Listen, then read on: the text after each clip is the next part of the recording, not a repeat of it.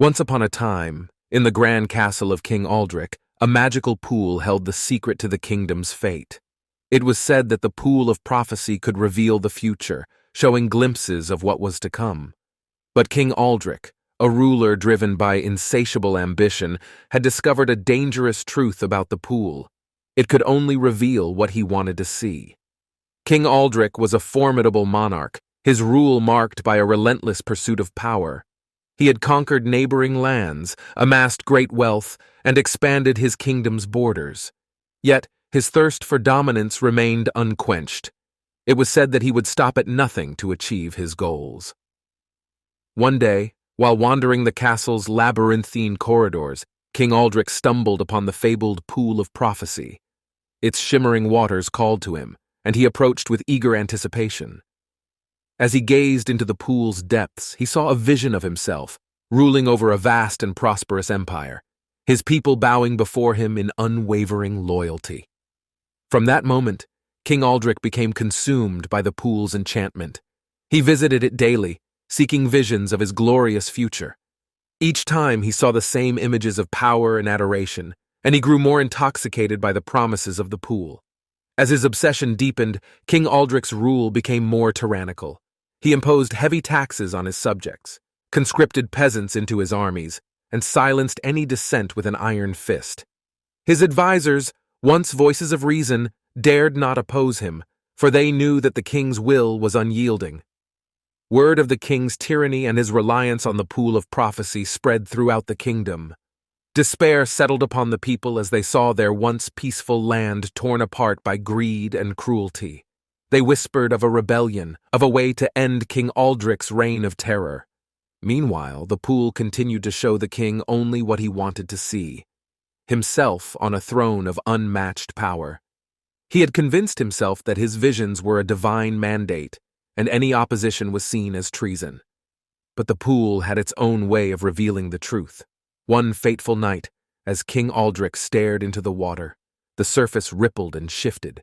Instead of the familiar vision of glory, he saw a scene of chaos and destruction, his armies defeated, his castle in ruins, and his people suffering. The vision left King Aldric shaken to his core. He realized that the pool's magic had deceived him all along, showing him only what he desired. His quest for power had blinded him to the suffering he had caused, and now he saw the consequences of his actions. Determined to change the course of fate, King Aldric sought counsel from his most trusted advisor, a wise old sage named Audric.